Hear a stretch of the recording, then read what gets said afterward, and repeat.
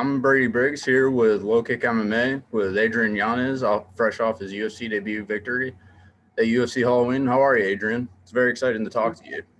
Oh man, thank you very much, man. I'm super excited. This still I'm still on cloud nine, man. Just got back from Vegas, man. So it's like I'm still at this debut high. So I'm pretty crazy. It's pretty crazy to me, man.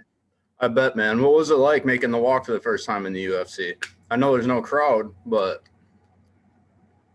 And it was really fun, man. Like I was like trying to force emotions out of myself. I was trying to be mad, trying to be angry and everything. Like uh like just trying to create this little thing in my head, like to go in there like prepared. But I just took it as the moment went, like halfway through my walk, I was like, man, why am I trying to put on this fake facade, man? If I'm happy, I'm happy. I'm happy to be here. Halfway through my walk, I just started smiling, just like, man, dude, this is great. I can't wait. I can't wait to get into that cage. So as soon as I stepped into that cage, I just felt at home, and I was like, man, it's my time. yeah, absolutely. You were initially slated against Aaron Phillips. He fell out about a week and a half before the fight, and he was replaced by Victor Rodriguez. What was your thoughts on that? What was it like preparing for somebody else? Man, it wasn't too much to me, man, because I'm usually just honing on my own skills at all times. So to me, like I wasn't preparing for Aaron Phillips. I was just more preparing for my own technique. And then also my coach told me, he's like, hey, like you're way better whenever I don't give you a game plan. He's like I'm just gonna let you do Yeah, you. Like like if I restrict you with something, then it's a detriment to you. So he just lets me do what I do. Like he gives me he lets me have free range. He'll don't get me wrong. He'll let me do a lot of things, and we'll kind of gear towards a certain way, but we don't necessarily have a game plan. It's just me just doing what I do. Go in there and just try to starch all these guys, but it wasn't too much. It was just more of me just honing my own skills, man. I don't worry about the person in front of me. I just worry about myself. sure. I was, for one, very excited about that fight because I watched Aaron Phillips for a while, and I'd only seen highlight videos of you, but I knew that was going to be a really good striking fight. You got a first-round knockout nonetheless. Now you're 12-3. Your only three losses are decisions. Two of them are split decisions to people that are in the UFC right now. That's got to make you feel pretty high level. What do you attribute particularly your stand-up skills to? Your striking is very crisp. Yeah, man. It's all my coach, Sauce Elise, man. Well, from the beginning, my dad loved boxing and everything. So we grew up watching boxing.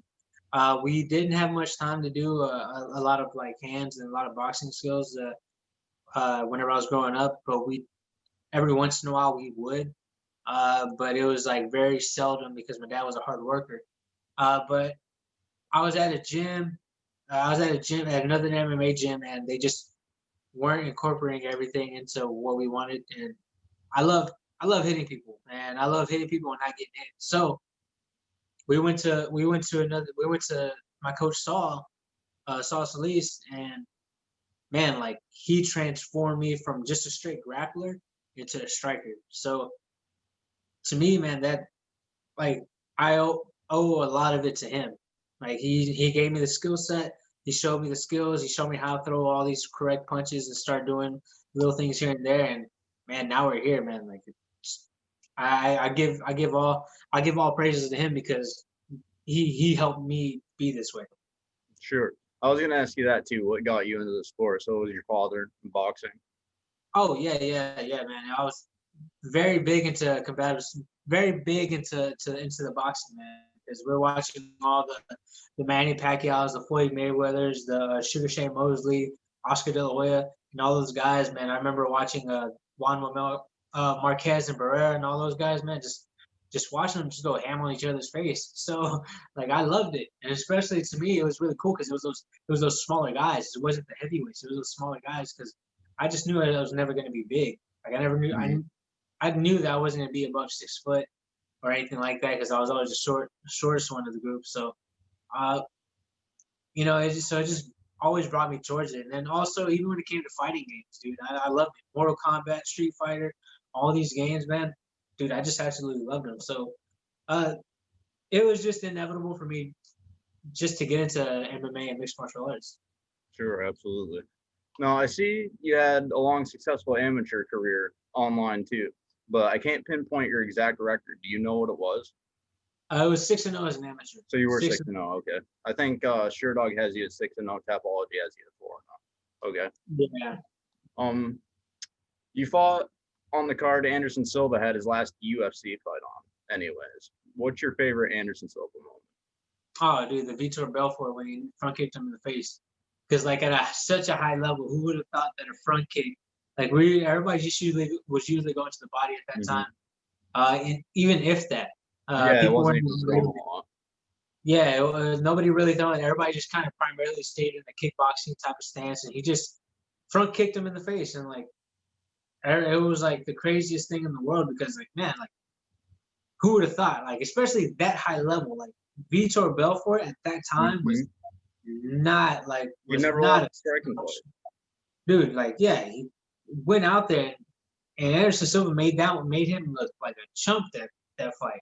Like Yeah. dude, like he made a world class fighter look easy, and to me that's my favorite Anderson Silva moment. Sure, someone was as dangerous as they come, knocking everybody out for years and years and years. Yeah, that was a beautiful, beautiful performance by him. What fighters do you look up to, and what ones or one have you tried to mold your style after? I'm sure you incorporate your own thing into it, but what ones have given you the confidence to try and fight like them? And I've always loved watching, and I at some points kind of try to mimic like a Cain Velasquez type, just not the wrestling, just the pressure. You know, I like don't get me wrong, I love wrestling. I love every aspect of mixed martial arts. I love the wrestling, but I just feel like if you can put the pressure on with the hands and the legs and just put up hellacious combinations, you know, and just not stop. You get worse as you get like not worse, but like you push even harder towards like the fourth and fifth rounds. You're putting up that high, like a higher output at those rounds. Like to me, that's the style that I like. Like that's to me, that's really really cool, and I want to I always wanted to emulate that. So him definitely one, and then also I've always watched and loved like watching Jose Aldo. So I have been working on my kicks. Me too. You know, kicks to the legs. So I might start throwing them here pretty soon. The only reason why I really never really threw any kicks kicks before is because I've always had a job to go back to. Yeah. So I knew like if I throw a whole bunch of leg kicks, man, I'm gonna have to take some time off. I can't afford that. So it was all hands. So now full time, shoot, I'm about to start letting loose a lot of things. And that bonus, I'm sure, helped with that too. But yeah, your hands with that pressure, as good as they are, yeah, I could definitely see that being successful for you. And you got your first head kick knockout, something you'd wanted to have for a long time. Tell me about that. Oh yeah, man, it's shoot, man. Move. I could just like I was telling my teammate the whole entire time. I was like, man, I've always wanted a head kick knockout. And even before the fight, I was telling my training partner, I was like, man, look, I think I'm gonna land the head kick. I think I'm gonna knock him out with the head kick. Like I really do think it. And he was telling us like, well, do you see it? I was like, dude, I see it. I believe on my hat. I believe I'm gonna hit it. And then right after the fight, right after I knocked him out, I go to my corner. I was like, hey, yo, Kim, what did I want? He was like, that head kick. I was like, yep. I was like, that's exactly what I wanted, man. So it was pretty cool, man. Like I've always wanted something like that because like I always watch the Pride highlights, and every single time, every time you watch a Pride highlight, you always see Mirko Cro Cop head kicking somebody. Yeah, you do. So to me, like I was like, yeah, I love that. I want one of those. Sure, absolutely. So, after having a couple days to think about it and process this whole thing, what's next for you? Do you have any names that you want? Do you know when you want to come back? I know around when I want to. I was thinking initially I was wanting December 19th, but I'm more in the range of now, just like trying to help out my teammates. They have on December 12th, a lot of them have fights for a Texas promotion here in Houston. So like I want to help them out just like how they helped me. Like they spent countless of hours helping me get ready for my Dana White Contender Series fight and my UFC debut fight. And now I have the time to help them out for theirs. So I want to fight probably like in the end of January, early February, around that time. So I could probably get like another one in probably March, April. So I can kind of keep that role going and within that time span. So yeah, honestly, like I wanted December 19th, so January, February. I really don't have any names. I never really asked for any names. Like my manager pretty much just like sends me a name like Victor Rodriguez. I didn't ask for him. I didn't do anything. Like he was the first name that popped up, and I was like, I'll fight him. Yeah, you just wanted to fight. You wanted to make That's all it took. Yeah. Like even whenever I got the call for Aaron Phillips, like I didn't have to look him up. I just was like, yeah, I'll fight him. Like I'll fight him. Just anybody down. Sure. You plan on staying your whole career as a bantamweight? Your frame Yeah. pretty well into it. Yeah, I'm pretty well into it. I've all like my weight cuts to bantamweight have been pretty smooth, especially this last one. This last one was like the easiest weight cut I had for bantamweight. So I'm liking it. I love it. So if worse comes to worse, I'd go on a super hard diet, probably go down to flyweight. But because as itself, like I'm not the biggest bantamweight, but also I'm not the smallest bantamweight. So I feel comfortable. But if worse comes to worse, flyweight will probably be an option. But I don't see that happening. Yeah, you'd rather probably keep 10 pounds in the energy. Yes. Yeah, I can see that for sure. Reverting back to Anderson Silva, would you like to see him retire? Would you like to see him go somewhere else, fight lesser competition, like say Conor McGregor suggested? What would you, as a fan, like to see him do? Man, personally, I would like to see him retire because he has all his wits about him right now, man. I don't want to see him fight like anywhere else and then get knocked out by nobody, So yeah, it's one of those things that I would just rather I'd just rather see him just hang it up. I want him to be okay. But if this was the prime Anderson Silva, I would want to see him fight forever. oh man. yeah, me too, man. Yeah, I would want to see him fight forever. But until then, like this is like the way me looking at it, I don't want to tell him to like. Even though my opinion doesn't matter, my opinion would be like, hey, you've done a lot in the sport. Mm-hmm. You're good, man. You don't have to do this anymore. Just you're good. Yeah. You don't have to do it. It is sad to watch because I feel like most fans now weren't even watching in 2010, 11, 12 when he went out of his prime, or like right before he went out, rather. They don't remember how good he was, how great he was.